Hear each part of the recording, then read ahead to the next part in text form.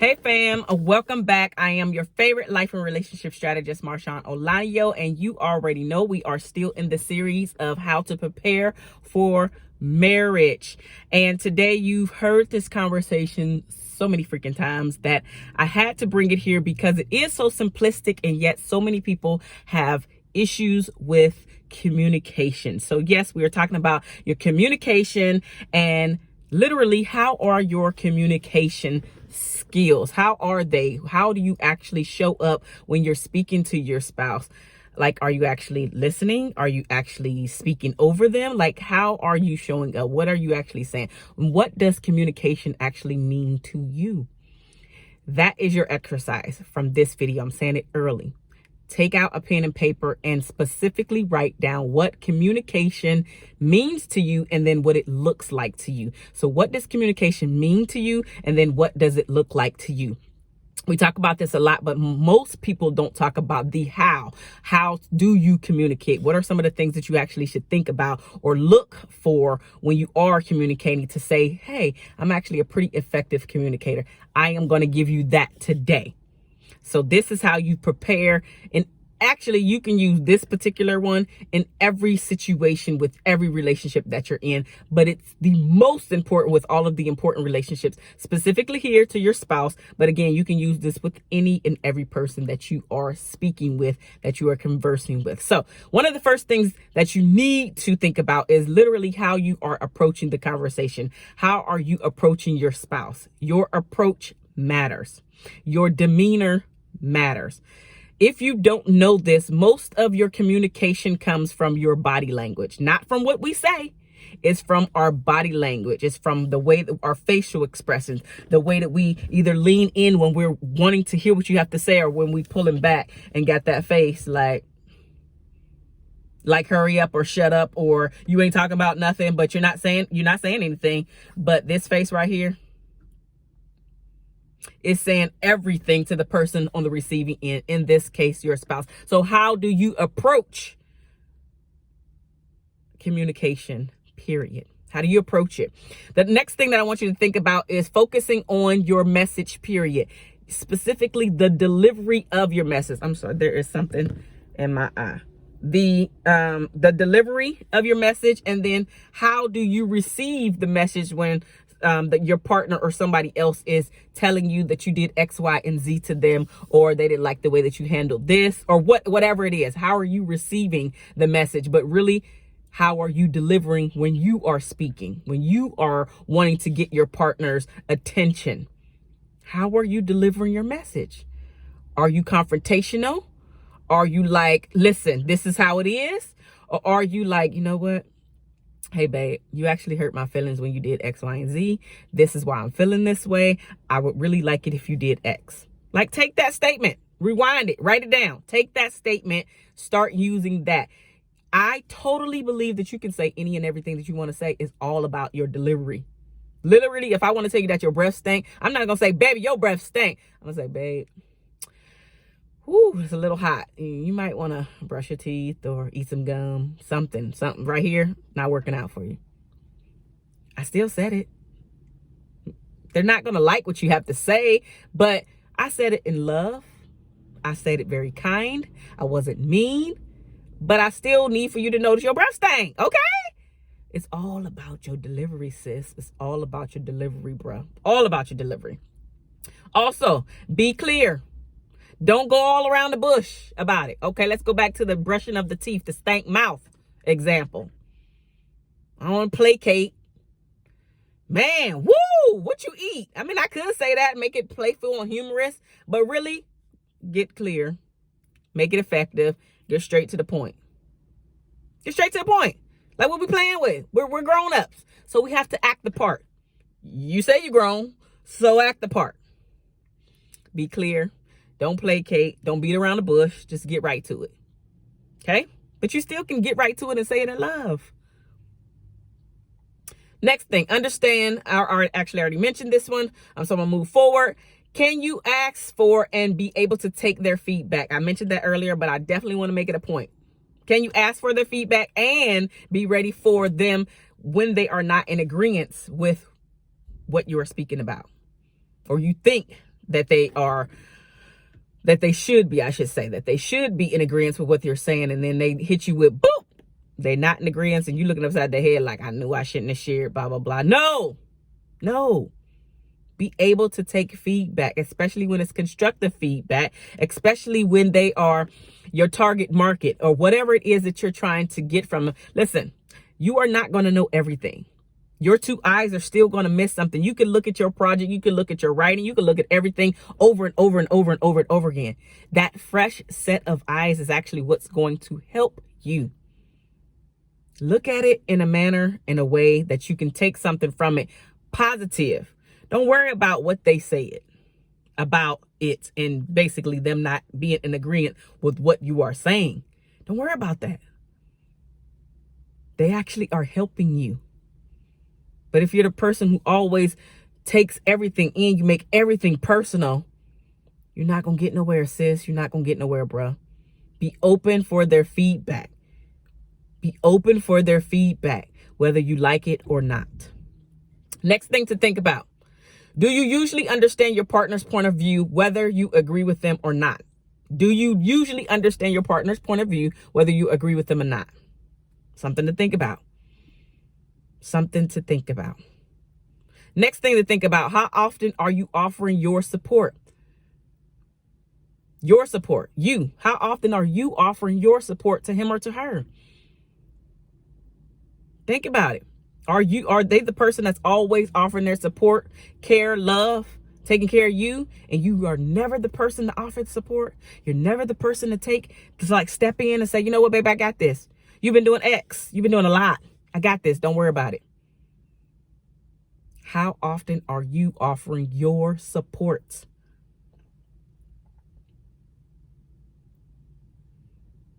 How often are you acting as if he or she is your mind reader? Yeah, they supposed to just know. I shouldn't have to tell him. He's supposed to just know. No, setting yourself up for failure. Don't work that way. He's not a mind reader. She's not a mind reader. You have to communicate, talk, speak, tell him, tell her what you want, what you need, how you want to be loved. How the heck do you think he know how to love you and you didn't tell him? How the heck do you know that she is going to love you the way that you need to be loved and you have never shared it? You shared it with everybody around you. And now you in comparison mode because old boy that you was dating before, you didn't have to tell him. Well, guess what? He's not the same guy. Old girl used to do X, Y, and Z. She ain't the same guy that you date, same girl that you're dating now. Listen. Most of us have had multiple relationships or been in multiple situationships, as I call them. Most of us. And each person is different. And so in order to build this relationship, in order to prepare yourself for marriage right now, you have to learn to verbalize what you need. Verbalize what you want. Verbalize how he or she can love you. You're the only one that can do that. And telling all of your friends, telling all of your family, all the things that he or she is not doing for you doesn't help your relationship. It doesn't help your situation. It only builds up even more resentment. And then you wonder why none of your relationships can get off the ground. Because you, sis, bruh, don't know how to communicate. Work on your communication skills. It is that important. We hear this all the time. Work on your communication. Talk to your spouse. Tell them that I'm telling you the how right now. You know what? I probably shouldn't even tell my girlfriend because you know what? My girlfriend is actually going to remember this. And when I'm happy-go-lucky, she going to be like, she happy now, but he going to do her wrong later. You're giving your friends, your family, the ammunition, though. So zip it. And the only person that can help you with your issue or issues is your spouse. And if they are not the person who's ready to help you with your issues, maybe you need, walk away. Find somebody else. Be alone. Anywho, different video. Don't be acting like he or she is your mind reader because they are not. Just like you're not a mind reader. He or she is not either. Another thing to think about. Are you the talker in the relationship? What do I mean by that? You just talk and talk and talk and talk and talk and talk and talk. You never hardly come up for air. And your partner is probably zoned out thinking about, would you just shut up? Because you just talk so much, you're not letting your partner get a word in edgewise. How often are you listening? The people that communicate the best are the best listeners. The people that talk, those people are usually trying to cover up some type of insecurity. And usually it's about the smarts, their smarts. How smart are you? How much do you know? You either know it or you don't. You don't have to talk, because usually start ending up sounding stupid because you're talking too much. Or I just get bored with you and I'll go have a real conversation, a healthy conversation. I'll go have a dialogue and not a monologue with somebody else. If you are the talker, shut up sometimes. Listen, the best communicators are the listeners. Yeah. Listen more often. How often are you delivering the little digs? Yes, the little digs are the little snide remarks, the little comments that you probably shouldn't be saying, but you're saying them anyway because you're trying to be shady. How often are you delivering those little digs, those little marks? Because that's literally chipping away at your relationship every time you do it. You don't even realize it. And then one day you're going to look up and be like, damn, he left. Damn, she left. Yeah, all those little digs add up into a big ass dig. Next thing, think about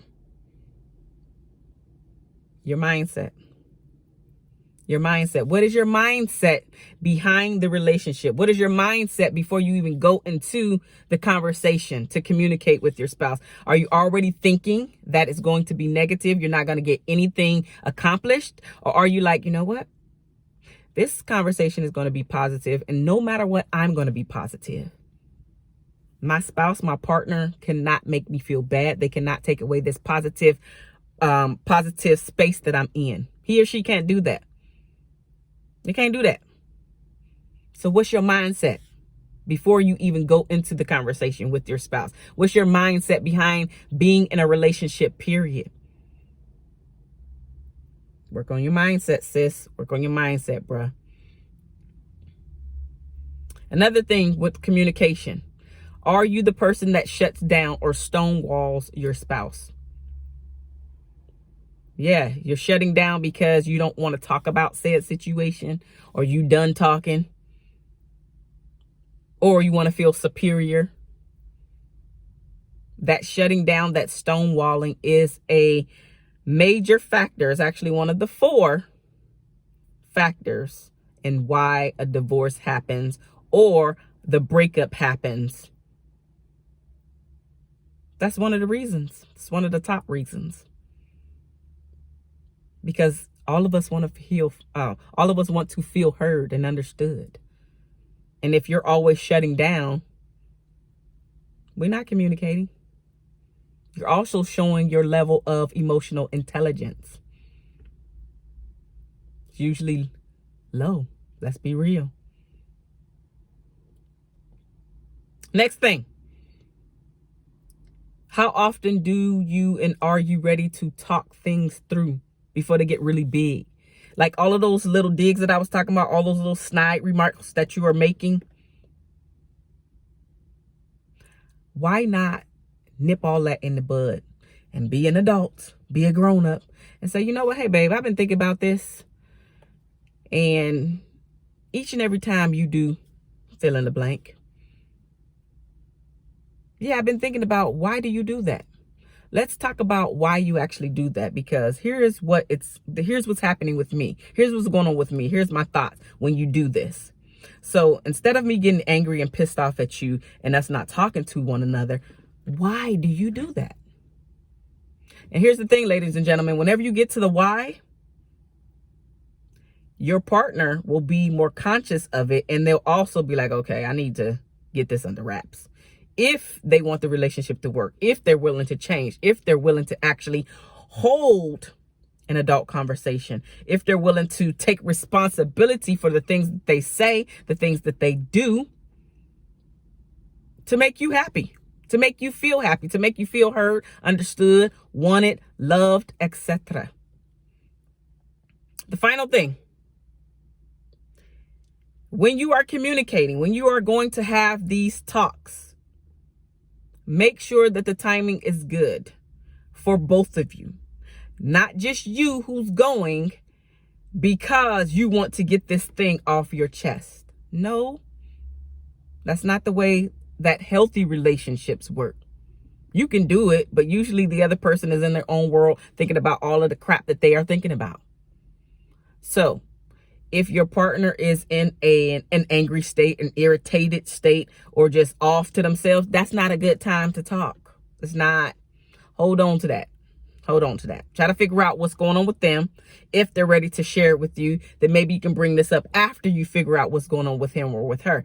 If they're not ready to talk, this is not the time to have a deep conversation, because you're going to end up getting irritated because they're not ready to talk and you're not willing and open to the idea of waiting, because you are making it about you. You're being selfish in this moment.